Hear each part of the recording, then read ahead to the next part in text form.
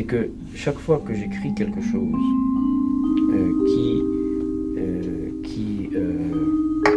dont j'ai le sentiment que ça fraye un nouvel espace, que j'avance là où je ne m'étais pas avancé, et ce qui très souvent implique des gestes qui peuvent sembler agressifs à l'égard d'autres penseurs, ou de collègues, ou de... Bon, ça m'est arrivé. Je ne suis pas polémiqueur, mais il est vrai que les gestes de type déconstructif ont souvent l'apparence de gestes qui vont déstabiliser, ou inquiéter, ou angoisser les autres, ou blesser même quelquefois. Alors, chaque fois que j'ai fait ce geste-là, il y a eu des moments de peur, en effet. Pas au moment où j'écrivais. Quand j'écris, il y a une espèce de nécessité, ou je ne sais pas comment dire, de force plus forte que moi, qui fait que ce que je dois écrire, je l'écris. N'importe quelles que soient les conséquences. J'ai jamais renoncé à écrire quoi que ce soit parce que quelques conséquences me faisaient peur. Donc, rien ne m'intimide quand j'écris. Je dis ce que je pense qu'il doit être dit. Bon.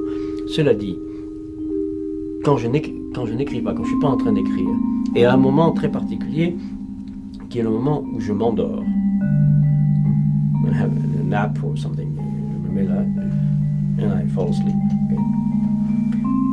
À ce moment-là, dans un demi-sommeil, tout d'un coup, je suis effrayé par ce que je suis en train de faire. Et je me dis, mais tu es fou.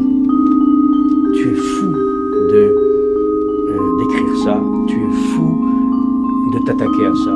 Tu es fou de critiquer telle ou telle personne. Tu es fou de contester telle ou telle autorité, que ce soit une autorité textuelle, une autorité personnelle, une autorité institutionnelle. Et il y a une sorte de panique dans une sorte de subconscient, ça, de panique. Comme si, à quoi est-ce que je peux comparer ça? Imaginez un enfant qui fait quelque chose de honteux, n'est-ce pas? Il a fait une chose honteuse. Bon.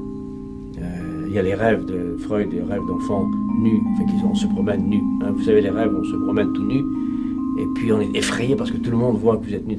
Bon. Alors, dans ce demi-sommeil, j'ai l'impression que j'ai fait une chose criminelle, honteuse, inavouable, que je n'aurais pas dû faire. Et quelqu'un est en train de me dire, mais tu es fou de faire ça.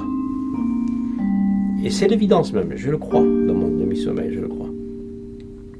Et donc, l'ordre qui est impliqué là-dedans, c'est arrête tout, retire ça, brûle tes papiers, ce que tu es en train de faire est inadmissible.